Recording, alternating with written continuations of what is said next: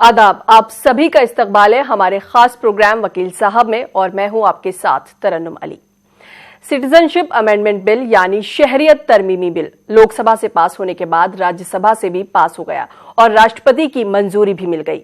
लेकिन अब सवाल यह है कि ये बिल कैसे लागू होगा, क्या मुसलमानों को इस पर सोचने की जरूरत है और इसके लिए आपके पास कौन कौन से डॉक्यूमेंट्स होने चाहिए। इन सभी पर बात करने के लिए हमारे साथ हैं फिरोज खान गाजी साहब, जो कि लीगल एक्सपर्ट हैं और सुप्रीम कोर्ट के सीनियर वकील हैं। आपका इस्तकबाल है हमारे इस प्रोग्राम में। वेलकम। नाज़रीन, आप भी हमारे इस प्रोग्राम में शामिल हो सकते हैं। हमारे नंबर्स लगातार आपकी टीवी स्क्रीन पर फ्लैश हो रहे हैं। अगर आपका इसके अलावा भी कोई कानूनी सवाल है, कुछ पूछना चाहते हैं, तो आप हमें कॉल कर सकते हैं। हमें इंतजार है आपके सवालों का। वकील साहब, जैसे कि आज हम बात करेंगे कैब की, तो सबसे पहले ये जानना जरूरी है कि इस बिल की हमें जरूरत क्यों पड़ी, क्या जरूरत आन पड़ी थी इस बिल की? कैब अब काम में बदल गया है जी। यानी कि जब तक ये पार्लियामेंट में के दोनों सदनों में पास होता है उसको बिल कहते हैं। और जब दोनों से पास होकर प्रेसिडेंट का उस पर अगर एक्सेंट लग जाता है जी, तो फिर उसको एक्ट में तब्दील हो जाता है। तो ये कैब से का हो गया जी, यानी सिटीजनशिप अमेंडमेंट एक्ट 2019 जी। इसके लिए तो पहली बात हमें ये देखना है कि सिटीजनशिप क्या एक ऐसा कानून है जो कि विद इन टेरिटरी लागू होता है या उसका इम्पैक्ट सिर्फ विद इन टेरिटरी है। बहुत से एक्ट है, सपोज के लिए कि डोमेस्टिक वायलेंस है, 125 सीआरपीसी है, पिनल लॉ है, तो इनका आम तौर पे ताल्लुक जो है सिर्फ और सिर्फ एक टेरिटरी से, एक देश से होता है। लेकिन ऐसे एक्ट जैसे कि सिटीजनशिप एक्ट है तो इसमें दूसरा देश भी पिक्चर में आता है। और बहरहाल ये अमेंडमेंट ही इसलिए किया जा रहा है कि जहां दूसरे देशों में प्रोसिक्यूशन हो रहा है वहां के माइनॉरिटीज़ का, तो उनको अगर वो आए तो शरण ही नहीं दिया जाए बल्कि उनको सिटीजनशिप दिया जाए। जी। इस मसले में पहली बात तो ये ख्याल रखना चाहिए कि आजकल दुनिया में जो कानून बनाने के सिस्टम है उसमें यूएन का क्या रोल है। आज की तारीख में हर वो, यहाँ तक कि म्यूनिसिपलिटी लॉज में भी एक गाइडलाइंस दे दिया जा रहा है डिफरेंट कन्वेंशन और डिफरेंट कन्वोकेशन के जरिए, ताकि जो मेंबर स्टेट हैं वो एक गाइडलाइन के हिसाब से चलें, ताकि दुनिया में इस किस्म के लॉज में भी सिमिलरिटी लाया जाए। अच्छा। हमारे यहाँ बदकिस्मती से कुछ ऐसे मसले को उठाए जा रहे हैं जिसका कि यहाँ के लोगों के बेनिफिट या वेलफेयर से बहुत ज़्यादा ताल्लुक नहीं है, बल्कि एक दूसरे के दरमियान जो है ऐसे सिचुएशन वो पैदा हो जा रहा है कि सिटीजन्स में तनाव पैदा हो रहा है, जो कि अल्टीमेटली देश के लिए हमारा सही नहीं है। जी। सिटीजनशिप अमेंडमेंट एक्ट 2019 जो है, इससे पहले जो आज़ादी के बाद सिटीजनशिप बराबर रहा है। आज़ादी के बाद एक चीज़ ख्याल किया गया है कि क्यों ना सिटीजनशिप, चूँकि पॉपुलेशन का बहुत ही ज़्यादा 10 लाख 20 लाख लोग अफेक्टेड हुए हैं, एक बल्क माइग्रेशन हुआ है करोड़ों में, तो क्यों ना अब सिटीजनशिप एक्ट में को इस तरह से बनाया जाए ताकि तमाम लोगों के मसले को देख लिया जाए। इसीलिए सिटीजनशिप एक्ट आया। सिटीजनशिप एक्ट में प्रावधान दिया गया था, इस चीज़ का ख्याल रखा गया था कि जो लोग विस्थापित हुए हैं हिंदुस्तान और पाकिस्तान में, उस ज़माने में बांग्लादेश नहीं था, ईस्ट और वेस्ट पाकिस्तान था, तो उनके समस्या को कैसे हल किया जाए। देखिए, ये सब चीजें आज की डेट में जो हमारे खास तौर से जो क्लास हमारा व्यूअर है उनको सामने रखकर मैं बात करूंगा, क्योंकि कब क्या अमेंडमेंट हुआ, उसका प्रभाव क्या पड़ा, ये बहुत ज्यादा इंपॉर्टेंट नहीं है, बल्कि हमें ये जानना जरूरी है कि सिटीजनशिप होता क्या है। बिल्कुल। पहली बात वकील साहब, इसके बारे में बात करेंगे। कॉलर हमारे साथ जुड़ गए हैं, पहले इनका सवाल ले लेते हैं। हेलो। अस्सलाम वालेकुम। जी, वालेकुम सलाम। बताएं क्या सवाल है आपका? सवाल मेरा ये है कि डोमेस्टिक वायलेंस का सवाल है। डोमेस्टिक वायलेंस जज साहब ने साबित किया है, अब उन्होंने रखा था नॉन नफका लड़की के और बच्चे के हक में, लेकिन अब वो लड़का आता भी नहीं है, वो बाहर में काम करता है, वो श्रीनगर से, वो उसको कोर्ट लाता ही नहीं है बाहर से। अच्छा। और उन्होंने किया था ज्यूरिडिक्शन का केस, वो तो उनको जज साहब ने रिजेक्ट किया। जो लड़के वालों ने जो किया था डोमेस्टिक मतलब ज्यूरिडिक्शन का केस, वो उनको जज साहब ने रिजेक्ट किया। अच्छा। अब उसको साबित किया है जज साहब ने कि उसने डोमेस्टिक वायलेंस किया है लड़के ने। अब जानना क्या चाहते हैं वो बताएं। मैं जानना चाहता हूँ कि उसको क्यों नहीं लाते हैं वो लोग बाहर से।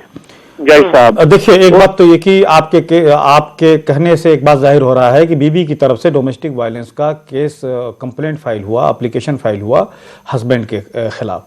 अब हस्बैंड ने जो ग्राउंड लिया वो ये कि इस कोर्ट को, श्रीनगर के कोर्ट को या जम्मू एंड कश्मीर के किसी कोर्ट को जुरिडिक्शन नहीं बनता है, लेकिन कोर्ट ने उनकी बात नहीं मानी और मेंटेनेंस जो है फिक्स कर दिया। अब आपका आगे का सवाल ये है कि लेकिन लड़का आ नहीं रहा है और तो उसके लिए क्या किया जाए। देखिए, जिस कोर्ट को ये पावर होता है किसी भी एक्ट के तहत जो है किसी भी जजमेंट को पास करने का, ऑर्डर को पास करने का, उस कोर्ट को यह भी अख्तियार होता है कि उसको इम्प्लीमेंट किया कैसे कराया जाए। अब चूंकि वो एक बार हस्बैंड जो है हाजिरी दे चुका है और ऑलरेडी जो है मेंटेनेंस फिक्स हो चुका है, तो फिर ये कोर्ट की जिम्मेदारी है, इशू ऑफ प्रोसेस बोलते हैं या प्रोसेस टू कंपेल अपीयरेंस बोलते हैं, कि किस तरह से कोर्ट बाध्य करेगी अपने सामने जो उसके डिफेंडेंट है या एक्यूज हैं ताकि वो कोर्ट में आए।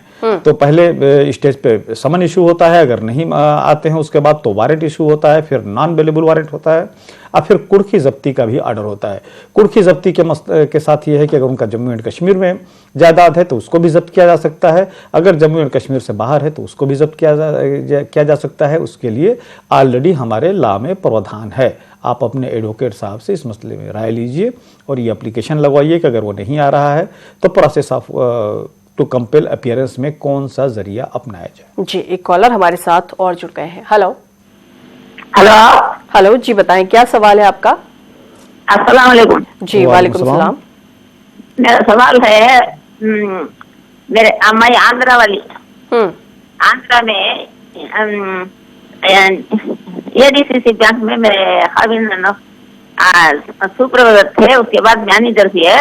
उनको पहली औरत थी, उनको बच्चे नहीं, बिल्कुल मुझे शादी करे।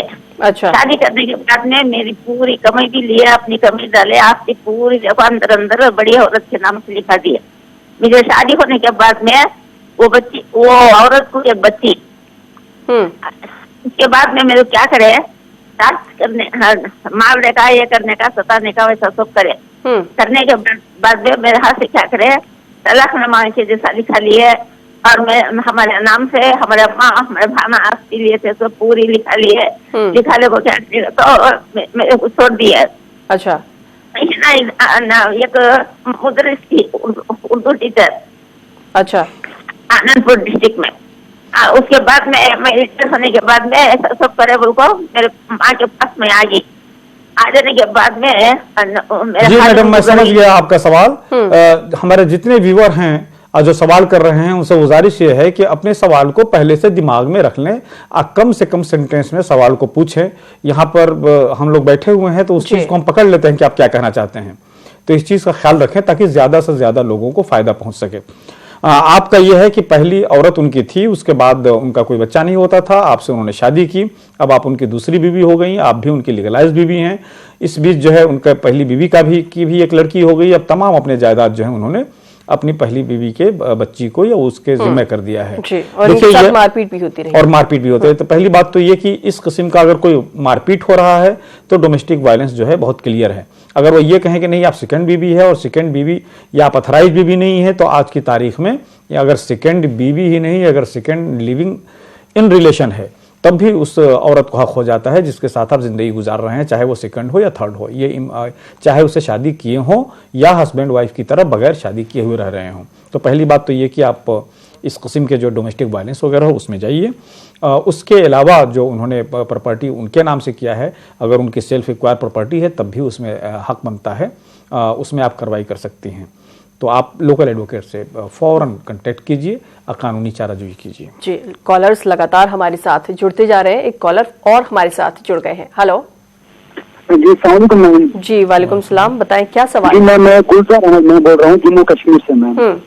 जी मैम, एक बात मुझे कहनी है कि जो शरीयत तरमीमी बिल बनी है मैम, मतलब कुछ रोज पहले जी, तो मुझे बोले कि बहुत सारी जगहों पे वायलेंस हो रहा है, कि मुझे बोले कि आम लोगों पे इसके कौन से इम्पैक्ट, मतलब मैं अपनी बात कर रहा हूँ कि मुझ पे इसके कौन से इम्पैक्ट पड़ सकते हैं।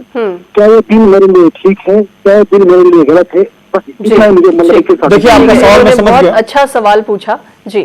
सवाल आपका ये है कि ये जो शरीयत अमेंडमेंट बिल एक्ट 2019 पास हुआ है, जी। इससे जो है क्या असर पड़ सकता है? देखिए, अपने आप में तो उससे कोई असर नहीं पड़ रहा है, क्योंकि जिनको सिटीजनशिप एक्वायर करना पड़ता है उनके लिए ऑलरेडी एप्लीकेशन है। ऑलरेडी सिटीजनशिप एक्ट 5 लेकर 11 तक डील करता है कि कोई अगर बाहर का आ गया जिसका ऑलरेडी हिंदुस्तानी सिटीजनशिप नहीं है तो वो किस तरह से उसको सिटीजनशिप दी जा सकती है और उसको लेने का प्रावधान क्या हो सकता है। लेकिन जब भी सिटीजनशिप एक्ट को एनआरसी के से मिलाकर पढ़ेंगे तब फर्क हो जाएगा। फर्क ये हो जाएगा कि आमतौर पे अगर कोई इस देश में रह रहा है, पैदाइशी तौर पे रह रहा है, और फिर उसको 50 साल की उम्र में उससे ये कहा जाए कि आप अपना प्रूफ लाइए कि आप कहाँ पैदा हुए थे, तो उस जमाने में तो हकीकत ये है कि हॉस्पिटल में पैदा होने वाले हमारे देश में हार्डली जो है 25-30% थे, बाकी लोग जो घर में पैदा होते थे, तो इस किस्म के डॉक्यूमेंट्स नहीं होते हैं। खास तौर से गरीबों के लिए काफी परेशानी है। एक चीज बराबर ख्याल रखें आप लोग कि ये हर इंसान का एक तो होता है फंडामेंटल राइट जो कि कॉन्स्टिट्यूशन देता है, यूएन वगैरह का जो मसला चल रहा है उस हिसाब से ये है कि एक इंसान का ह्यूमन राइट्स होता है जी।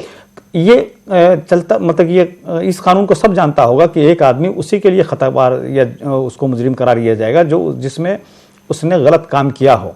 अब एक बच्चा दुनिया में कहाँ पैदा हो, किस माँ के कोख से पैदा हो, ये उस बच्चे का उसमें कोई कसूर नहीं है, और अचानक उस बच्चे को ये कहा जाए जब वो बच्चा 20-25 साल का हो जाए कि तुम हमारे शहरी नहीं हो, उस बच्चे का क्या कसूर है? तो इस चीज को दुनिया में लेकर जब देखा जाता है तो आप लोग देखेंगे कि जो भी लिबरल कंट्री है, जो कि दुनिया के मोस्ट एडवांस कंट्री है, अमेरिका वगैरह, तो उसमें इतना काफी है कि एक बच्चा जब पैदा हुआ तो उसकी माँ अमेरिका में थी, चाहे उसकी माँ कहीं की सिटीजनशिप हो। इतना काफी है कि वो बच्चा जो है जब पैदा हुआ तो उसकी माँ अमेरिका की जमीन पर थी। यही सही मानों में ह्यूमन राइट्स या नेचुरल लॉ कहा जा सकता है कि कम से कम किसी बच्चे को इसलिए तो नहीं पनिश किया जाए कि उस जब पैदा हुआ था तो उसकी माँ जो है जहां वो पैदा हुआ था, इस दुनिया के इस अर्थ के जिस जगह वो 3x3 फुट के जगह में पैदा हुआ था, वो जो है वहां के सिटीजन उसकी माँ नहीं थी, तो उस लड़के को, उस बच्चे को या उस बच्ची को बालिग होने पर यह सजा क्यों दी जाए? ये कानून अपने आप में अननेचुरल है। दुनिया के तमाम कंट्रीज को इस चीज का ख्याल रखना चाहिए कि एक बच्चा जहां भी पैदा हो रहा है, चाहे उसके माँ बाप कहीं के भी हों, उसका पैदा होना ही उसको इस दुनिया में रहने का हक बन जाता है। जब उसको दुनिया में रहने का हक बन जाता है तो हम ये कौन होते हैं कहने वाले कि दुनिया का ये इलाका इंडिया है, ये इलाका पाकिस्तान है, ये इलाका बांग्लादेश है। बिल्कुल वकील साहब, इस पर और भी बात करेंगे। कुछ कॉलर्स हमारे साथ जुड़ गए हैं। हेलो अस्सलाम वालेकुम। जी वालेकुम सलाम, बताएं क्या सवाल है आपका? जी, मैं जो है आगरा प्रदेश अहमदपुर से बात कर रहा हूँ। हमारे वालिद साहब जो है एक वक्त प्रॉपर्टी खरीदी थी जहाँ पे हमने मकान बना लिया है जी। 40 साल से जो है हमने जो है हाउस टैक्स बन रहे हैं, लेकिन हमारे पास वो डॉक्यूमेंट्स नहीं है जो खरीदे गए। ये वक्त प्रॉपर्टी है, क्या इस पर हमारा कोई हक बनता है इस हक पर, इस पर के ऊपर? देखिए, जो आपने प्रॉपर्टी खरीदी है, जो उसके कागजात बनाए होंगे उसमें खसरा नंबर वगैरह का ख्याल नहीं किया गया होगा। यदि खसरा नंबर वगैरह सही भी है तो ये नहीं आपको मालूम होगा खरीदने या बेचने वाले को कि वो वक्फ प्रॉपर्टी है। एक चीज बराबर जहन में रहे कि once a Waqf always a वक्फ, यानी कि एक बार जब कोई प्रॉपर्टी वक्फ हो गई तो नहीं उसे खरीदा जा सकता है और नहीं बेचा जा सकता है। उसका मैनेजमेंट तो किसी को दिया जा सकता है, लेकिन उसका मालिकाना हक नहीं दिया जा सकता है, क्योंकि जब वक्फ हो गई तो वो प्रॉपर्टी जो है इनडायरेक्टली वेस्ट करती है अल्लाह ताला में, बाकी लोग जो हो उसका मैनेजमेंट हो सकते हैं। अब जहाँ तक ये है कि आप पिछले 40 साल से रह रहे हैं, घर बना के रह रहे हैं, तो एक कानून होता है जिसको बोलते हैं कि लॉ ऑफ एडवर्स पोजेशन। अब वक्फ कि जो ये लैंड थी जिसके के ऊपर आपने 40 साल पहले मकान बनाया और 40 साल से रह रहे हैं, तो इतने दिन वक्फ बोर्ड कहाँ थी, वक्फ बोर्ड पहले क्यों नहीं आई पिक्चर में? तो यहाँ पर थोड़ा सा आपको जो है कानून प्रोटेक्ट करता है, लेकिन कई जजमेंट ऐसे आए हुए हैं कि इस तरह के वो प्रॉपर्टी जो कि पब्लिक, वो प्रॉपर्टी का मतलब पब्लिक के बेनिफिट के लिए प्रॉपर्टी, अगर इसके ऊपर कोई कब्जा कर ले रहा है तो उसमें लिमिटेशन 12 साल वाला नहीं देखा जाएगा, बल्कि ये देखा जाएगा कि वो सही मानों में अगर वो गवर्नमेंट लैंड है या पब्लिक प्रॉपर्टी है तो फिर उसको खाली कराने का अधिकार हो जाता है। आपका खरीदना और बेचना जो है आपको गलत तौर पर बेचा गया और आपको गलत तौर पर वहाँ मकान बनाने दिया गया, तो इस तरह से वक्फ बोर्ड को ये हक है कि आपके खिलाफ कानूनी कार्रवाई करें। जी, एक कॉलर हमारे साथ और जुड़ गए हैं। Hello hello. हाँ जी, सवाल बताएं, क्या सवाल है आपका? जी, सवाल ये है कि जो मजदूर या गरीब तबका है, जिनके पास न कोई जायदाद है, जिनके पास न कोई पेपर है, वो कैसे साबित करेंगे कि हम हिंदुस्तान के ही रहने वाले हैं, गर्जे कि वो जमाने से कई पुरखों से रह रहे हैं हिंदुस्तान में। बिल्कुल बिल्कुल वकील साहब, इनका सवाल यही है कि कोई अपनी शहरियत, जिसके पास कोई डॉक्यूमेंट नहीं है, घर नहीं है, कुछ नहीं है, बहुत गरीब है, वो अपनी शहरियत को किस तरह से साबित करेगा? देखिए, यही बदकिस्मती है। अभी बहुत दिनों की बात नहीं है, हमारे बचपने की बात है। चूंकि हम विलेज बैकग्राउंड से हैं तो हम जानते हैं कि वहां पर क्या सिचुएशन होता है। आप लोग यकीन करें कि 60% लोगों के पास कोई जमीन नहीं हुआ करती थी। वो कभी हमारे खेत में रह लिए, हमारा काम कर रहे हैं तो, अगर किसी दूसरे काम कर रहे हैं तो उनके खेत में रह लिए, उनके पास कभी कोई प्रॉपर्टी रहा ही नहीं। इसीलिए उन लोगों को खासतौर से आसाम में जब देखा गया है तो अक्सर ऐसे ही लोग आ गए हैं। उसमें रिलीजन का, क्योंकि गरीबी जो है वो बहुत सेकुलर फेनोमेनन है, वो किसी के पास भी आ सकती है। तो आमतौर पे वहां देखा गया कि ऐसे लोग, खासतौर से हमारी औरतों के साथ ऐसा मसला है कि नहीं उसके पेरेंट्स की प्रॉपर्टी में, बच्चों के साथ लैंडेड प्रॉपर्टी में उनका नाम चढ़ाया जाता है, और जब ससुराल में जाती हैं तो वहां भी नहीं चढ़ाया जाता। तो इस तरह से अगर आसाम का देखा जाए तो उसमें लेडीज ज्यादा विक्टिम हो गई हैं, इसलिए कहीं उनके पास प्रॉपर्टी का ये नहीं था। बाकी जहां तक बात है कि और उसके अलावा क्या डॉक्यूमेंट चाहिए, तो Aadhaar card, ration card, driving licence हो और पासपोर्ट हो। लेकिन एक चीज बताऊं कि मैं पिछले 15-20 साल से एफसीआर का केस मैंने किया है, FCR foreign citizen registration office जी। अब वहां पर मैंने ये देखा कि जिन लोगों की दिल्ली में पैदाइश भी है, गरीब लोग हैं, रिक्शा चलाते हैं या घरों में उनकी औरतें काम करती हैं, उन लोगों को पकड़कर और ये कहना है कि आप बांग्लादेश के हैं, वो तमाम डॉक्यूमेंट दिखा रहे हैं, आधार कार्ड दिखा रहे हैं, राशन कार्ड दिखा रहे हैं, ड्राइविंग लाइसेंस दिखा रहे हैं। अब हमें ये देखना चाहिए कि क्या एडमिनिस्ट्रेशन में जो लोग हैं वो ईमानदार लोग हैं। अक्सर ये देखा गया, जो मैंने केसेस किए हैं तो उसमें ये आया कि उनके तमाम डॉक्यूमेंट्स लेकर रख लेते हैं और ये कहते हैं कि जितने डॉक्यूमेंट्स है सब तुमने जो है मैनिपुलेट किया है, गलत इंफॉर्मेशन देकर ऑफिशियल्स को ब्राइब करके बनाया है, तुम्हें ये प्रूफ करना पड़ेगा कि ये सब डॉक्यूमेंट जो है जेन्युइन है, तब तक जो है तुम्हें जेल जाना पड़ेगा। अब ये जेल में जाकर एक आदमी वो कैसे प्रूफ करे कि जो हमने डॉक्यूमेंट जो बनवाए हैं वो जेन्युइन है या फोर्जरी करके बनवाया गया है। इस बीच कार्रवाई करके जो है उसे बाकायदा ये डिक्लेयर करके कि they are not Indian citizens, और उन्हें पुश अप करने की कोशिश की जाती है बंगाल के बॉर्डर पे ले जाके। तो ऐसी कैजुअलिटी बहुत होगी। देखिए, सरकार को इस मसले में बहुत ही सावधान रहना चाहिए और इंसाफ, न्याय का पक्ष लेना चाहिए, क्योंकि हजरत अली ने एक बात बहुत अच्छी कही थी कि कोई भी अथेइस्ट सरकार जो है उसकी सरकार चल सकती है और लोग उसको फॉलो कर सकते हैं, लेकिन कोई नाइंसाफी पर मुबनी हुक्मरान जो कि बेईमान और जालिम हो, जो कि नाइंसाफ पसंद हो, उसके जरिए कोई भी हुकूमत नहीं चल सकती है। ये एक इस्टेब्लिश फेनोमेनन है, इसका हमें ख्याल रखना चाहिए, खासतौर से जिन लोगों के हाथ में हमने वोट देकर रिस्पेक्टफुल पोजीशन पर पहुंचाया है, उनको ये ख्याल रखना चाहिए कि सबको जो है वो इंसाफ का कंसेप्ट लेकर चलें। कोई भी और ये बहुत जरूरी है अगर एक अच्छा देश आप चाहते हैं तो। वकील साहब, इन सब बातों पर हम आगे भी बात करेंगे। बहुत सारे कॉलर्स हमारे साथ जुड़ गए हैं। हेलो हेलो जी। हेलो जी, बताएं क्या सवाल है आपका? जी, मेरा सवाल ये है कि मैंने एक लॉ सूट फाइल किया हुआ है अंडर डोमेस्टिक वायलेंस 2010 जी।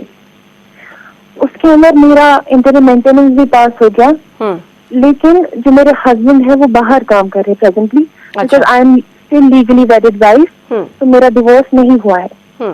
उस वजह से ही is still let scot free. उनको कोई चीज नहीं है जिसके अंदर की उनको यहाँ ला रहे, क्योंकि उन्होंने अपना रखा हुआ है जो पावर ऑफ अटॉर्नी अपने वाले साहब को दे रखा है। अच्छा, तो ऐसा कुछ नहीं है कि मैं जिससे कि अपनी मैरिटल लाइफ अवेल कर सकूं, वापस से मैं रिज्यूम कर सकूं, या फिर मेरा कुछ मसला हल हो जाए। और दूसरी चीज ये कि उन्होंने अपनी तनख्वाह गलत बताई हुई है, जिसकी अकॉर्डिंगली मुझे 15,000 रुपए तय किए गए मेरे लिए। अच्छा, बेसिकली वो बहुत ज्यादा कमा रहे हैं, लेकिन अब प्रेजेंटली उन्होंने ऑब्जेक्शन ये लाया जब हमने उनका कॉस्ट कंपनी और जो सीटीजी सैलरी स्टेटमेंट मंगवाए, तो उन्होंने उसके ऑब्जेक्शन में ये लाया कि this is not legal to seek the documents concern to like whenever person is working in some private company। तो उन्होंने बोला कि अंडर सेक्शन 94 ऑफ CRPC और section 28 of domestic violence act it's not holding anybody किसी को ये लाजिमी नहीं है कि वो अपना डॉक्यूमेंट दिखा या तो कंपनी को डायरेक्शन की जाए जी। अब मैम मैं ये पूछना चाहती हूँ कि ऐसा कोई तरीका है जिससे कि मैम की सही तनख्वाह, क्योंकि मेरा एक बच्चा भी है जी, ठीक और है। उनको कोई देखिए मैं समझ गया। मसला ये है कि मेंटेनेंस आपको के फेवर में पास होने के बाद भी वो इसलिए 15,000 पास हुआ। आपका कहना यह है कि उनका सर्विस में उनकी तनख्वाह ज़्यादा है या उनका इनकम ज़्यादा है। देखिए कोर्ट में तो उसी के ऊपर चलते हैं कि जितना कि आप कोर्ट में प्रूफ कर सकें। अगर आपके पास क्लियर कोई ऐसी चीज़ है कि वो बाहर में है, यानी कोर्ट के रीच से बाहर हैं और अपना उन्होंने पावर ऑफ अटॉर्नी अपने फादर को दे रखा है, तो यहाँ पर ये लाचार नहीं है, कानून लाचार नहीं है। अगर आप बता दें कि फलां इसमें काम करते हैं तो वहाँ से डॉक्यूमेंट्स और वहाँ से उनसे, चाहे वो फॉरेन में ही क्यों न है, उसको मंगाया जा सकता है, बुलवाया जा सकता है। दूसरी बात ये कि आप ये कह रही हैं कि वो मैरिटल लाइफ भी रिज्यूम नहीं कर रहे हैं, तो देखिए ये डिसाइड आपको करना है कि क्या फ्यूचर की ज़िंदगी आपके उनके साथ गुजर सकती है कि नहीं। अगर आप ये डिसाइड करें कि नहीं गुजर सकती है तो उसके लिए dissolution of Muslim marriage act है, जो कि एक वाइफ की तरफ से इनिशिएट किया जा सकता है और पास किया जा सकता है। आप अपने लोकल जो एडवोकेट हैं उनसे प्लीज़ बात कीजिए और ये कि फॉरेन कंट्रीज़ में अगर कोई जायदाद है या फॉरेन कंट्रीज़ में हस्बैंड रहता हो तो उसके रियल तनख्वाह के मुतल्लिक उसके कंपनी से कैसे मालूम किया जा सकता है। अब उसके अलावा जो रियल तनख्वाह के अलावा बाकी अगर कहीं दस्तगैब से उनके पास पैसा आता है तो उसको तो हम कोर्ट में नहीं प्रूव कर सकते हैं, नहीं कोर्ट किसी हिसाब से किसी प्रोसीजर से जा सकती है, बल्कि उनके स्टैंडर्ड का अगर बिजनेस है तो इनकम टैक्स क्या देते हैं और अगर सर्विस में तो तनख्वाह क्या। जी, लगातार कॉलर्स हमारे साथ जुड़ रहे हैं, कुछ और कॉलर्स हमारे साथ हैं। हेलो हेलो हेलो जी, बताएं क्या सवाल है आपका? हाँ, मैं जम्मू कश्मीर से बोल रहा हूँ मैम जी। हाँ, मेरा ये सवाल है कि ये जो सिटीजन अमेंडमेंट बिल है जो अभी इन्होंने ये पास किया है पार्लियामेंट से, और जो बाबरी मस्जिद का केस है जो डिसमिस हुआ है अभी, और आर्टिकल 317, अगर हम फेल होते हैं इंडिया में इसका जस्टिस पाने में, क्या इसमें इंटरनेशनल कोई कोर्ट है जो इसको सुन सकती है? जी, बस यही सवाल है। देखिए आज की तारीख में दुनिया में जिस देश में कोई भी चीज पर डिस्कशन होता है तो उसके लिए पूरी दुनिया खुली हुई है। इतना इंफॉर्मेशन टेक्नोलॉजी ये आगे बढ़ चुका है कि पूरी दुनिया जानती है। खासतौर से दुनिया के जो 8-10 कंट्रीज हैं जो कि अपना इंपॉर्टेंस रखती हैं, उनकी तो हर चीज़ पे नज़र रखती है, और ख़ासतौर से हाई कोर्ट नहीं, जब सुप्रीम कोर्ट तक तो हर चीज़ पे दुनिया नज़र रखी हुई है। इसीलिए हमारे लोगों को काफ़ी जो है सावधान होना चाहिए, क्योंकि अगर हमारे देश को विश्व गुरु बनना है तो फिर ये दिखाना पड़ता है कि हम विश्व गुरु बनने लायक हैं। अब विश्व गुरु बनने के लिए सबसे पहली चीज़ ये होती है कि इंसाफ हाथ से न जा पाए। हर आदमी को एक, जैसे कहते हैं ना कि एक आंख से देखना, कानून जो है वो सबके लिए बराबर होता है।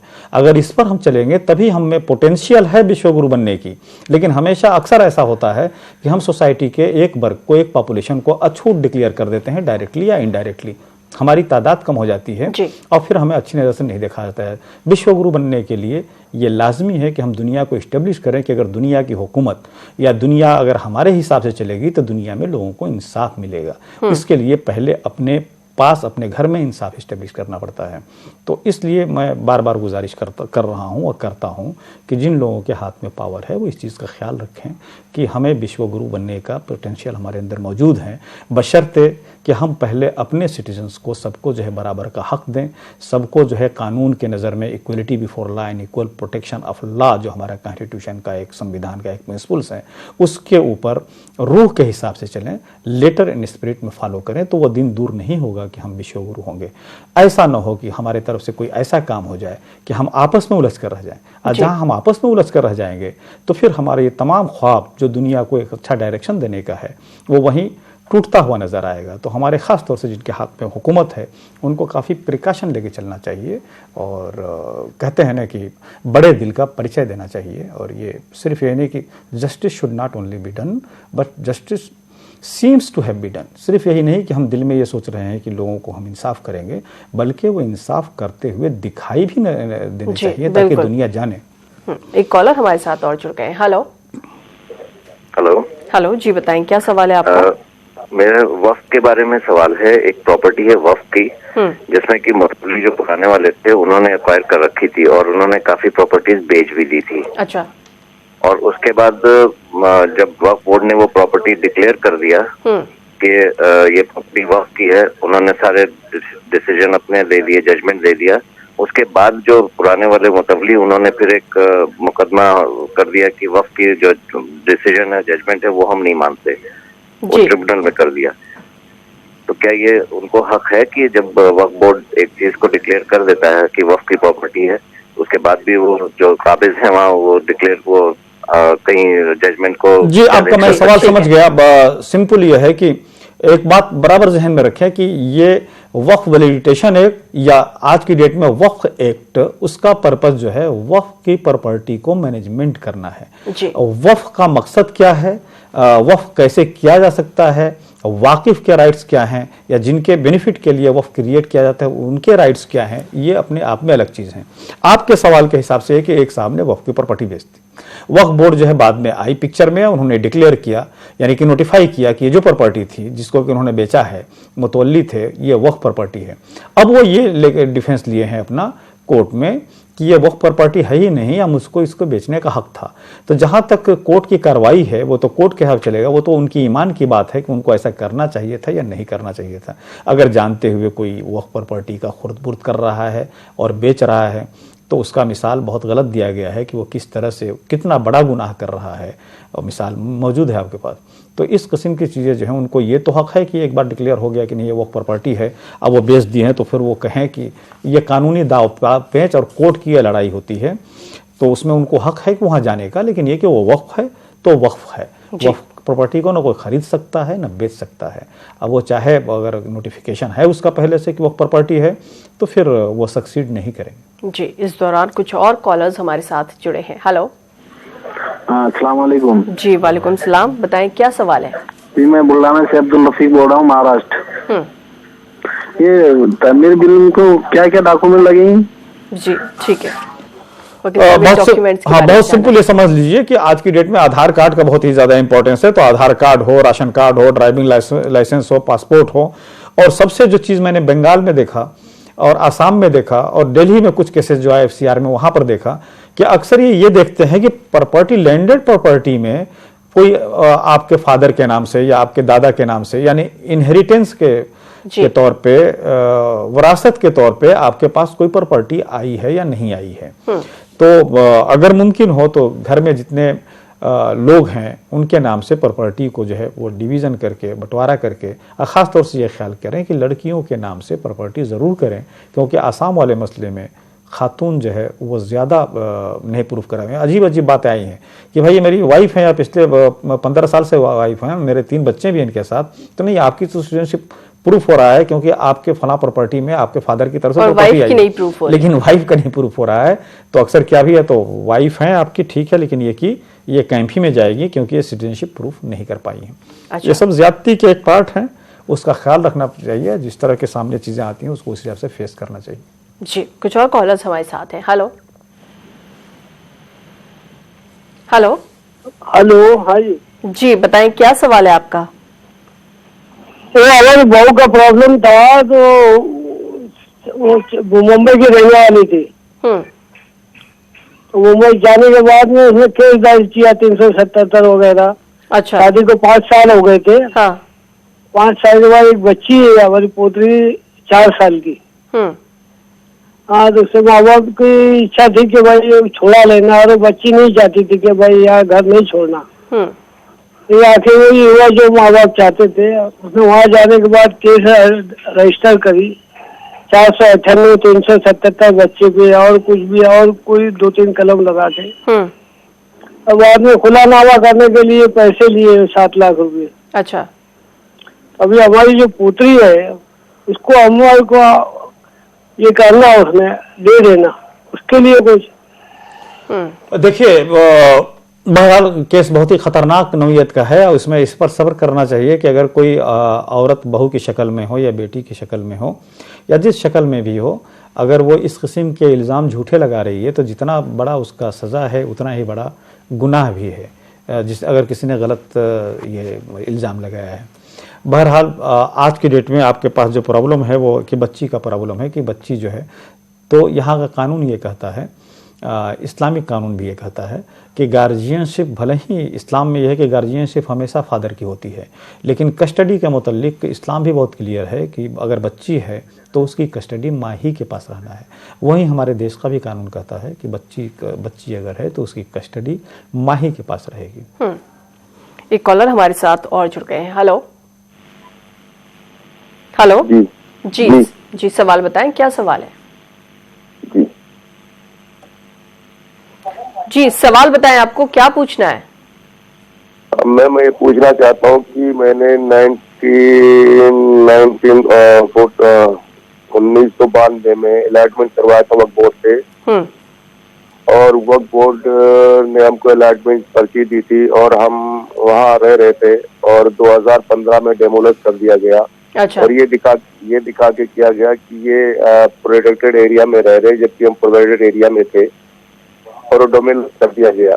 अच्छा। उसके बाद हमने पिटीशन डाला हाई कोर्ट में, और हाई कोर्ट ने ये कहा कि ठीक है, यहाँ की राज्य सरकार को कि इनको 4 हफ्ते के भीतर में कहीं रीअपडेट किया जाए।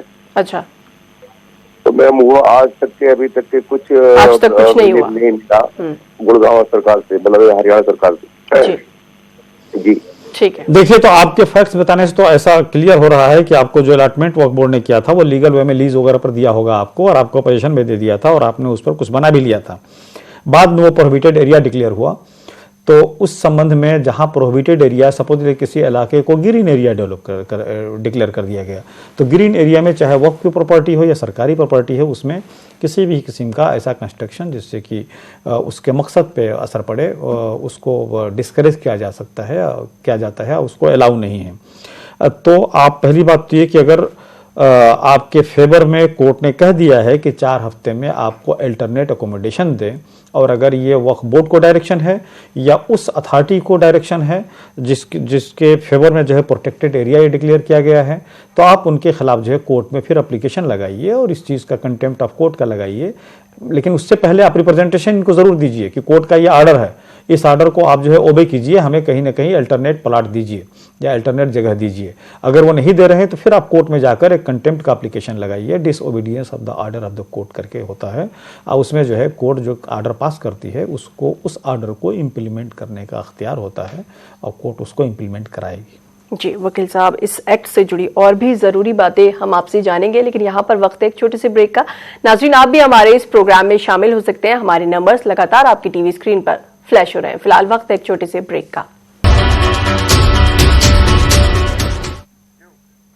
ब्रेक के बाद एक बार फिर से आप सभी का इस्तकबाल है हमारे खास प्रोग्राम वकील साहब में। वकील साहब, इस दौरान कुछ कॉलर्स हमारे साथ जुड़ गए हैं। हेलो। हाँ जी बताएं, क्या सवाल है? बच्ची की कस्टडी माँ के पास दी जाती है, ये करेक्ट है नियम के रूल के हिसाब से, लेकिन बच्ची की माँ ने दूसरी शादी कर ली है, और वो बच्ची को उसके भाई के लिखा पढ़ी करके उसके दे दिए, तो उसके बारे में हमको बोल रहा है कि हमको हमारी बच्ची वापस चाहिए। जी, आपने ये बात नहीं बताई थी पहले कि उसकी माँ ने दूसरी शादी कर ली है। देखिए, उसकी माँ ने दूसरी शादी कर ली है तो एक ग्राउंड आपके पास बन जाता है, क्योंकि माँ और बाप के बीच में अगर बात चलती है तो माँ को कस्टडी मिलती है। लेकिन अगर माँ के पास कस्टडी नहीं है, उस बच्ची के मामू या और किसी के पास भी हो, तो वो कस्टडी फिर जो है बाप के पास आ जाएगी। फिर इसी को ग्राउंड बना के कि माँ के पास कस्टडी नहीं है, बल्कि वो कस्टडी का दुरुपयोग कर रही है, और हमारी बेटी या हमारी पोती जो है उन लोगों के हाथ में है जो कि उससे खूनी रिश्ते में मैं उनसे ज्यादा करीब हूं, इसलिए हमें मिलना चाहिए, बाप को मिलना चाहिए, बाप को नहीं तो फिर उसके दादा दादी को मिलनी चाहिए। जी, एक कॉलर हमारे साथ और है। हेलो। हेलो जी बताएं। जी, वही मेरी दादी की जमीन 1938 में खरीदी भी है, खासरा पानी है, वो जमीन कब्जा हो गई है। 1983 तक दादी का नाम आ रहा, उसके बाद कोई कब्जेदारों का नाम आ रहा वहाँ पे। जी, तो मुझे क्या करना चाहिए कुछ वकील साहब से? जी, पहली बात तो एक आप ये पता लगाइए कि 1983 में दादी का नाम हटाकर जो मौजूदा कब्जादार हैं उनके हाथ में कैसे आया। अगर वहां पर कहीं जाली कागजात उन्होंने बनवाए हैं तब तो आपके पास एक ग्राउंड बनता है कि उनके ऊपर जाकर कंप्लेंट करें और ये बताएं कि क्रिमिनल इन्होंने एक्ट किया है, अगर जाली कागजात बनाकर हमारी दादी की प्रॉपर्टी ले ली है। बाकी अगर सिविल में जाएंगे तो 12 साल का एक लिमिटेशन होता है कि पिछले 12 साल से आप कहाँ थे, आपने कोई कार्रवाई क्यों नहीं की, क्योंकि आपके प्रॉपर्टी पर कब्जा किया गया जो कि आपके दादी के नाम से था, तो उसके बाद दादी के बेटे या फिर उसके बाद उनके नातियों के पास आना चाहिए था। तो यहाँ पर आप फेल हो जाएंगे क्योंकि कानून जो है वो आपका साथ नहीं दे रहा है। जी, एक और कॉलर हमारे साथ फोन लाइन पर मौजूद है। हेलो हेलो हेलो जी, बताएं क्या सवाल है आपका? जी वालेकुम सलाम। मैं लद्दाख से बोल रहा हूँ मैडम। जी, सवाल बताएं, आप क्या जानना चाहते हैं?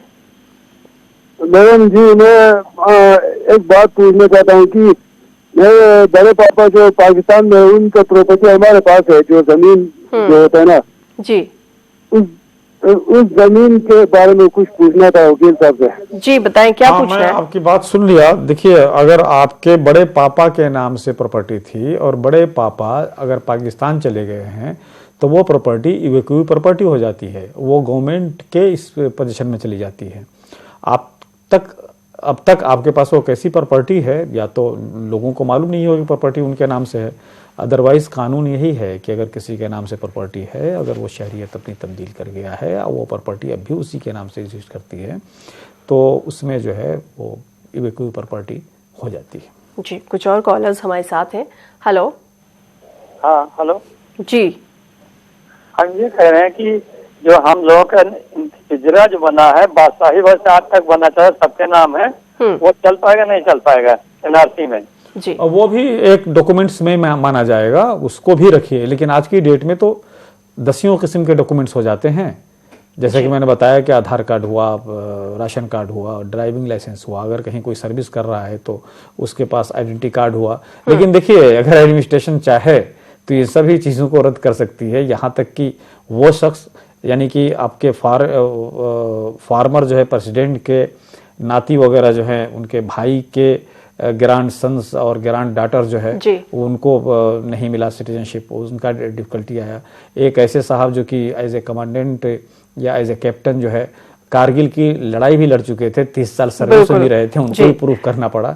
तो ये मुश्किल काम है। अगर एडमिनिस्ट्रेशन परेशान करना चाहे तो तमाम डॉक्यूमेंट्स रखे रह जाएंगे, वो काम नहीं आते हैं। ये कहने में 1 मिनट नहीं लगता है कि सब तुमने गलत तरीके से बनवाया है, काम खत्म, प्रूफ करते रहिए, तब तक तो आप अंदर हैं। जी, इसमें होना यह है कि आपके जो भी डॉक्यूमेंट्स हैं वो पूरी तरह से तैयार रखें, इसका यही हल है एक। हाँ, एक तो बात ये कि अपनी तरफ से प्रिकॉशन लेना चाहिए, तमाम किस्म के डॉक्यूमेंट्स तैयार रखने चाहिए, किसी में कोई गलती नहीं होनी किसी में कोई। हाँ, खास तौर से ये चीज देखें कि अक्सर जो अरबी के नाम है उसको इंग्लिश में लिखने में जो है काफी डिफिकल्टी होती है और स्पेलिंग अलग अलग हो जाता है। जब परेशान करने में आता है तो ये छोटा सा से क्यों लिखा गया है, एसएच से क्यों है, सिद्दीकी में क क्यों नहीं है, के क्यों नहीं है, क्यू क्यों है, क्यू के बाद यू क्यों है, और उनके नाम में तो क्यू के बाद आई है, ये कैसे आ गए। ये सब भी परेशानी लोगों को झेलनी पड़ी है। तो ये चीज़, एक चीज़ ख्याल रखें आप लोग कि निकाहनामा से लेके जो वही चीज़ जो बेसिक आपका डॉक्यूमेंट्स है, अगर बर्थ सर्टिफिकेट है उस पर अगर नाम है और उसके बाद स्कूल का नाम है, तो ये सभी डॉक्यूमेंट्स में आपके नाबालिग बच्चा रहने से लेके बालिग होने तक जितने डॉक्यूमेंट्स, कुछ डॉक्यूमेंट्स रहता है कि नाबालिग ही पर बनता है, जैसे डेट ऑफ बर्थ हुआ, स्कूल सर्टिफिकेट वगैरह हुआ, या कुछ बालिग होने पर बनता है। तो ये सभी एक ही नाम होना चाहिए, सिर्फ एक ही नाम नहीं होना चाहिए, बल्कि एक ही स्पेलिंग होना चाहिए, ताकि दूसरों को मौका न मिले ये बात कहने का। जी, एक कॉलर हमारे साथ और जुड़ गए हैं। हेलो हेलो जी, बताएं क्या सवाल है?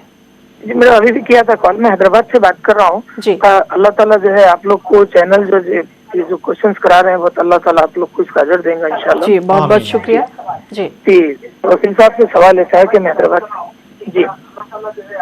जी सवाल पूरा करें। जी, तो सवाल ये है कि मेरे ससुर और सास का जो है इंतकाल हो गया जी। वो उनकी जिंदगी में उनके एक बेटे का भी इंतकाल हो गया।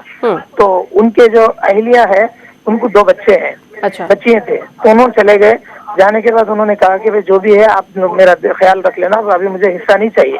वो चले गए। फिर उसके बाद में हमारे सास ससुर जो हर महीने जो भेजना है वो भेज रहे थे।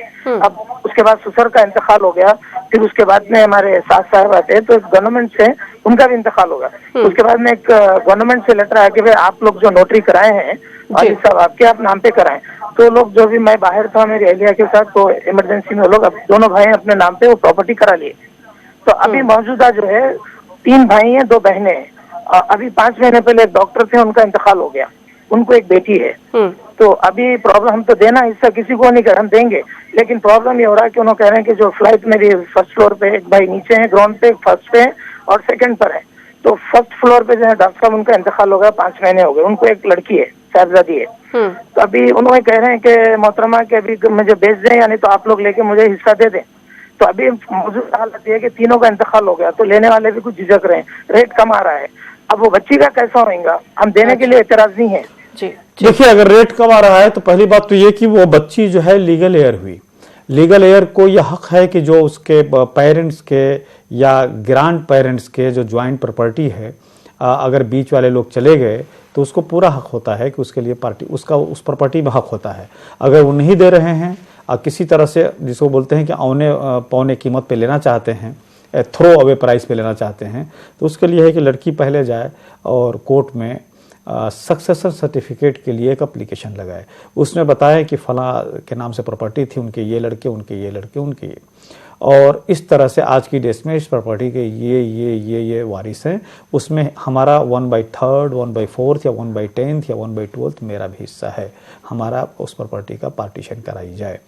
जब ये इस पोजीशन पर आ जाएंगे, जब उनको नोटिस वगैरह जाएगा, जब पार्टीशन की बात आएगी, तो उसका कोई ना कोई तरीका निकल जाएगा। इसलिए पहला काम सूट फॉर पार्टीशन जो है उस साहबजादी की तरफ से डलवाएं। जी, कुछ और कॉलर्स हमारे साथ जुड़ गए हैं। हेलो हेलो जी, बताएं क्या सवाल है? देखिए, प्रॉपर्टी है जो वो हमने रजिस्ट्री से खरीदी है और शुरू से आज तक वो रजिस्ट्री पे ही बिकती आ रही है, लेकिन अब वो औकाफ वाले कहते हैं कि जी ये प्रॉपर्टी हमारी, नोटिस भेजा है। अच्छा, तो उसका क्या हाल है बताइए। जी, देखिए, ये बदकिस्मती ये है कि बहुत सी हमारी प्रॉपर्टीज हैं जो कि इंदराज है कि वक्फ है, वक्फ बोर्ड में उनका नोटिफिकेशन है, लेकिन इसमें रजिस्ट्री वगैरह में जहां खारिज दाखिल होता है वहां पर पता चला कि सरकार दौलतमदार या और इस किस्म की चीज़ें लिखी रहती हैं, जिससे क्लियर नहीं होता है कि ये कब वक्फ हुई या कब नहीं हुई। तो चूंकि गवर्नमेंट के कॉपी में कोई चीज़ नहीं होती है और वो जो है ट्रांसफ़र होती रहती है एक से दूसरे के, तीसरे के, चौथे के, क्योंकि वहाँ पर कोई ऐसा नहीं होता है जो कि ये कहे कि वक्फ प्रॉपर्टी है। जब वक्फ बोर्ड अपना नोटिफिकेशन देखती है, उसमें से कोई ऐसा आदमी आ जाता है जो कि उसके बारे में ख्याल करता है, फिर वो जब आगे बढ़ता है तो चलता है फला खसरा नंबर जो है वो ऑलरेडी वक्फ है, उस पर आज की डेट में दूसरों की बिल्डिंग पड़ी है, फिर वो कार्रवाई करता है। चूंकि लिमिटेशन जो है पब्लिक प्रॉपर्टी के लिए नहीं है, इसलिए वहाँ पर कामयाबी मिलती है।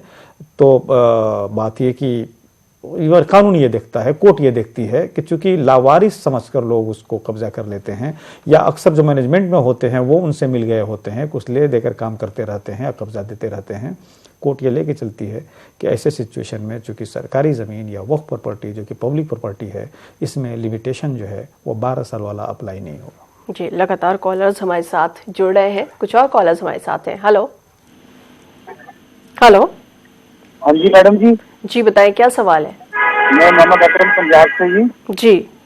मेरा सवाल वकील साहब से यह है कि वकील साहब, हम पीछे से बिहार से रहते हैं, जैसे एनआरसी लागू हुआ है तो मेरे डॉक्यूमेंट जो है उसमें थोड़ा सा फर्क आ गया, क्योंकि मेरे वालिद साहब अनपढ़ थे और मैंने बीए तक यहाँ पढ़ाई भी कर ली पंजाब में। अच्छा। और मेरी सरकारी जॉब के लिए अप्लाई भी की हुई है। तो इस सूरत में मेरे वालिद साहब के नाम के साथ सिर्फ ये फर्क आ गया कि उनके नाम के आगे शेख नसीर है और मेरे प्रूफ में मोहम्मद नसीर चढ़ा हुआ है। अच्छा, तो क्या इसके रूल होंगे जी? जी, देखिए, पहली बात तो ये कि चूंकि अब आपके वालिद नहीं रहे तो आपको अपनी ही नाम में जो है वो ये करना पड़ेगा, चेंज करना पड़ेगा। देखिए, ये समझाना कि मोहम्मद जो है वो तकरीबन ये जिस तरह से श्री लगता है उसी तरह से कहीं मुसलमान लगाते हैं अपने नाम के आगे, ये सब समझाना बहुत मुश्किल है, क्योंकि फ़ौरन जो है वो कहते हैं कि नहीं साहब उनका तो नाम शेख हुसैन है, यहाँ शेख नज़ीर है, यहाँ मोहम्मद शेख नज़ीर, या मोहम्मद शेख कैसे हो गया, नज़ीर का मतलब उनके वालिद का नाम हो सकता है, 10 किस्म की बातें आती हैं। तो आप पहले प्रोसेस कीजिए कि इन दोनों चीज़ों को एक जगह करके एक एफिडेविट बनाइए। उस एफिडेविट के बिना पर जो है आप अपना नोटिफिकेशन कराइए, फिर उसको गजेट कराइए, पेपर में नोटिफिकेशन, गैजेट, और फिर आप अप्लाई कीजिए कि आपके जितने एजुकेशन सर्टिफिकेट हैं उनको जो है आपके फादर का नाम उसमें करेक्ट किया जाए, फिर आपके फादर का नाम करेक्ट हो जाए। जी, कुछ और कॉलर्स हमारे साथ हैं। हेलो अस्सलाम वालेकुम। जी वालेकुम सलाम, बताएं क्या सवाल है आपका? जी लीजिए, मेरे पापा बात कर रहे। जी हेलो। हेलो जी बताएं क्या सवाल है? वकील साहब से बात कर रहा हूँ। हाँ बताइए, मैं सुन रहा हूँ आपकी बात। ऐसा है, जो पंजाब में जो गोल्डन फाइल निकला था ना, आपकी आवाज साफ नहीं आ रही है, जरा आवाज क्लियर। पंजाब में लुधियाना गोल्डन फाइल से एक कंपनी निकली थी। आवाज नहीं आ रही है आपकी आवाज हमें साफ नहीं आ रही है, आप हमें फिर से एक बार कॉल मिला सकते हैं। कुछ और कॉलर्स हमारे साथ हैं, इनका सवाल लेते हैं। हेलो हेलो, लगता है किसी वजह से हमारा इनसे राब्ता नहीं हो पाया। जैसे वकील साहब, आज हम बात कर रहे हैं कैब की, तो लगातार ये कहा जा रहा है इस बिल को लेकर के, इस एक्ट को लेकर, जिस तरह से आपने कहा कि मुसलमानों को इससे घबराने की जरूरत नहीं है, तो क्या वाकई ऐसा है कि घबराने की जरूरत नहीं है या फिर जरूरत है? देखिए, कोई भी चीज सिचुएशन आती है, इंसान का साइकोलॉजी पर बहुत ज्यादा असर पड़ता है। बिल्कुल। अब लाजमी है कि एक तरफ वो ग्रुप है जो कि एक हेट कैंपेन और ये कि कंप्लीट अछूत डिक्लेयर करने में, क्योंकि हमारी सोसाइटी के साथ ये बहुत बदकिस्मती रही है कि हम अपने ही लोगों को कह देते हैं कि तुम हम में से नहीं हो, जिसका कि नतीजा ये है कि 2000 साल पहले, 4000 साल पहले एक पूरा पॉपुलेशन के एक अच्छी खासी तादाद को हमने कह दिया था कि ये अछूत हैं, यानी उनसे हम काम तो ले सकते हैं लेकिन वो हमारे सोसाइटी के पार्ट उठ बैठ नहीं सकते, हमारे सोसाइटी के पार्ट नहीं है। तकरीबन जो मुसलमानों के जहन में बात आ रही है कि अदराइजेशन का काम चल रहा है कि भाई हम में से नहीं है, अलग कर दिया जाएगा, अलग करके फिर उनको अलग ट्रीटमेंट दिया जाएगा, तो लाजमी है कि इसमें थोड़ा सा खतरा है। लेकिन चीज़ घबराने से हल नहीं होता है। अपने मसले को सरकार के सामने क्लियर और सही तौर पे रखने की बात है। आपको बताने की ज़रूरत है कि आपको इसमें एडमिनिस्ट्रेटिव लेवल पर क्या क्या परेशानी हो सकती है।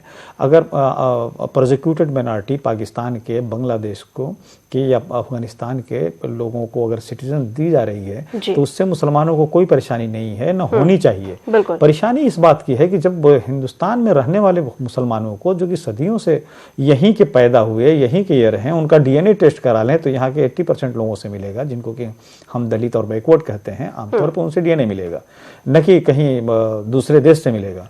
अब उनको अचानक ये कहा जाए कि भाई आप अपना सिटीजनशिप दिखाइए उनकी उम्र के 50-60 साल में, तो ये उनको हैरेसमेंट तो होगा, लेकिन इससे घबराएं नहीं, इसके लिए अपना तैयारी बरकरार रखें। और चीज़ें जब सामने आती हैं तो कहते हैं ना कि दिमाग और दिल दोनों को एकजुई करके अपने एडमिनिस्ट्रेशन पे भरोसा रखते हुए उस चीज़ को लेकर आगे चलें और बताएं कि एडमिनिस्ट्रेटिव तौर पे उनके साथ क्या डिस्क्रिमिनेशन हो रहा है, ये जो डॉक्यूमेंट्स मांगे जा रहे हैं इससे उनको क्या क्या परेशानियां हो सकती हैं, ये सब बताएं।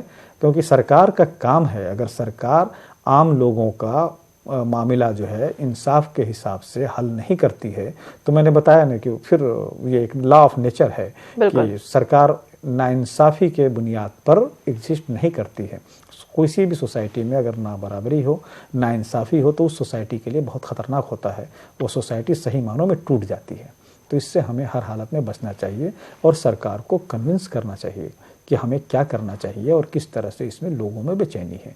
और सिर्फ मुसलमानों में ही नहीं, बल्कि मुसलमानों को तो अलग करना अलग बात है, क्योंकि वहाँ पर 19 लाख में जो कि शहरियत नहीं प्रूफ कर पाए हैं, उसमें 12 या 13 लाख जो हैं वो मुस्लिम के अलावा हैं, नॉन मुस्लिम हैं, जिसमें हिंदू ज़्यादा हैं। तो इन सब चीज़ों का भी ख्याल रखना चाहिए इसमें। जी, इस दौरान कुछ और कॉलर्स हमारे साथ जुड़ गए हैं। हेलो हेलो हेलो जी, बताएं क्या सवाल है आपका? जी, एक प्रॉपर्टी है हमारी जो हमने खरीदी थी रजिस्ट्री के साथ जी, तो पिछले तकरीबन 35-40 साल से रजिस्ट्री 50 साल से चल रही है, जो पूरी चेन है मेरे पास उसकी जी। लेकिन अब नोटिस आता है आपका कि जो प्रॉपर्टी हमारी है। अच्छा, तो उसके लिए क्या करें बताइए? देखिए, लॉ ऑफ पोजीशन के हिसाब से तो आपके पास वो प्रॉपर्टी है ही, एक बात जो आता है कानून का, जो कि आप अपने एडवोकेट से जरा बात कीजिए, उसको बोलते हैं कि डॉक्ट्रिन ऑफ स्टॉपेज, यानी कि किसी चीज के ऊपर उसको खरीदा गया, बेचा गया, मेरे नाम से आया, मेरे फादर के नाम से आया, उस पर प्रॉपर्टी बनी, और जब ये खरीदा बेचा गया था तो मैं तो पैसा देकर खरीद रहा था, या हमारे फादर या ग्रैंड फादर पैसा देकर खरीद रहे थे, उस वक्त आप खामोश रहे, और आज की डेट में आप ये कह रहे हैं कि आपका खरीदारी गलत है, बेचने वालों को हक नहीं था, खरीदने वालों को हक नहीं था, क्योंकि वो वक्फ प्रॉपर्टी है। तो लॉ ऑफ स्टॉपेज बोलते हैं कि जिसमें यह कहा जाता है कि अब आपको ये बात कहने नहीं दी जाएगी। पिछले 30 साल से आप कहाँ थे जब उस प्रॉपर्टी को खरीदो फरोख्त हो रहा था, लोगों का उस पर पोजीशन आ रहा था, कुछ बन रहा था। तो लोकल एडवोकेट से बात कीजिए, जहां तक मसला है कि once waqf property shall always be a waqf property, लेकिन एक कानून ये बीच में आता है, लॉ ऑफ स्टॉपेज, कि where are you when your property were being sold and the possessions were transferred from one person to another person, one generation to another generation, where are you sleeping, now you will be stopped from claiming that this is the waqf property. इसके मुतालिक जरा आप local advocate से आप बात कर लीजिए, ऐसे आपका केस मजबूत लग रहा है, लेकिन जो मेन प्रिंसिपल्स है उससे अगर इसको मुआवजा किया जाए कि once and waqf shall always be a waqf, वहां पर आपको परेशानी होगी। जी, एक कॉलर हमारे साथ और जुड़ गए हैं। हेलो हेलो, क्या आपको हमारी आवाज आ रही है? हेलो, हाँ, वकील साहब से बात करनी। बिल्कुल, आपको सुन रहे हैं, सवाल पूछे। आपके सुन रहा हूं। हाँ, हेलो जी, सवाल पूछे, क्या सवाल है?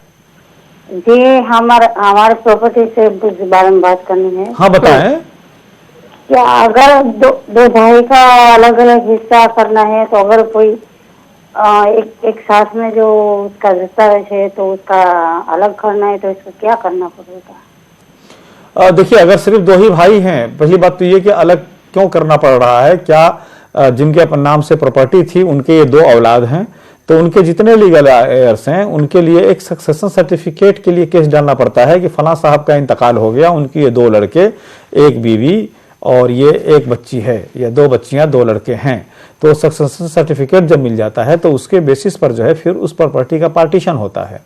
अगर आप लोग घर में बैठकर ही पार्टीशन कर लें बगैर कोर्ट में गए हुए, बगैर कोर्ट फीस दिए हुए, तो उसकी भी कानूनी मान्यता है कि आप सबके उस पर दस्तखत होने चाहिए कि हम लोगों ने रजामंदी से या अपने फादर की या अपने माँ की या अपने ग्रैंड फादर की, ग्रैंड मदर की प्रॉपर्टी जो हम लोगों को मिली है उसको हमने आपस में बैठकर ये ऐसे तय कर लिया। उसको फिर आप राइटिंग में लाइए और उसको अटेस्ट करवा लीजिए, ताकि कोई अपना सिग्नेचर जो है वो बाद में इनकार न करे। 2-4 पड़ोस के लोगों को गवाही बना लीजिए, तो आप कोर्ट में भी जाकर पार्टीशन करा सकती हैं, घर पर भी बैठकर जो है पार्टीशन उसका हो सकता है। जी वकील साहब, हमारे देश में बहुत ज़्यादा अगर बात करें तो ज़्यादातर लोग गरीब हैं, कम पढ़े लिखे हैं, तो जब अब मर्दमशुमारी होगी उसमें जो पूछताछ होगी उसमें उन लोगों को किन बातों का ख्याल रखना है, किन बातों को नहीं करना है, क्या कहेंगे आप? देखिए, ये आप नेशनल रजिस्टर की बात कर रही हैं या सेंसस जो होता है हर 10 साल के बाद, 2011 2021 में हो सकता है, 2001 में हुआ, 1991 में हुआ, तो उसमें जो है कंप्लीट आज की डेट में बहुत ही लंबा चौड़ा इंफॉर्मेशन मांगा जा रहा है। उसके नमूने भी हमारे सामने आए हैं जी। तो उसमें बस एक चीज का ख्याल रखिए, अक्सर मैं ये कहता हूं कि नाम जो है हिंदी में ही लिखे, हिंदी मतलब कि देवनागरी लिपि में अगर लिखा जाए तो वो ज्यादा परफेक्ट होता है। देवनागरी लिपि इस मामले में बहुत परफेक्ट है। या अगर इंग्लिश में लिख रहे हैं या उर्दू में लिख रहे हैं तो फिर ये ख्याल रखें कि हर जगह उसका स्पेलिंग, उर्दू के लफ्ज को अगर उर्दू, अरबी के नाम को अगर उर्दू में लिखेंगे तो लाजमी है कि वही रहेगा जो कि बताता है, जो कि जबान बताती है कि इसमें होना चाहिए। लेकिन अगर उसको इंग्लिश में लिखने में, अच्छा इंग्लिश में दोनों तरफ से परेशानी होती है, हिंदी के भी लफ्ज को इंग्लिश में अगर लिखा जाता है तो वो उसका मीनिंग नहीं, वो उसका उस तरह से प्रोनाउंसिएशन नहीं हो सकता है। सपोज ये राजेंद्र है या इसी हिसाब से अग्रवाल है। आप सुप्रीम कोर्ट के हमारे चले जाइए, बाहर में अगर देख लीजिए तो आधे लोगों का नाम होगा अग्रवाल, AGRWAL, बहुत से लोगों का अग्रवाल, बहुत से लोग अग्रवाल, लेकिन है तो अग्रवाल नहीं देवनागरी में, तो ये स्पेलिंग की गलती जो है प्रोनाउंसिएशन के हिसाब से हो जाती है। खासतौर से पंजाब का एक्सेंट अलग है, बंगाल का एक्सेंट अलग है और तमिलनाडु का एक्सेंट अलग है, तो उसमें गड़बड़ होता है। तो ये ख्याल रखें खासतौर से कि जो भी नाम लिखें, जो भी चीजें भरें, बाकायदा उसको एक बार दो बार अच्छी तरह से पढ़कर मतलब कि सिचुएशन को देख लें। और ये कोई भी स्पेलिंग मिस्टेक, हाँ, ख्याल रखें कि कोई भी स्पेलिंग मिस्टेक ही के लिए मैं कह रहा था कि सबसे बेहतरीन देवनागरी लिपि में जो बात लिखी जाती है वही बात पढ़ी जाती है।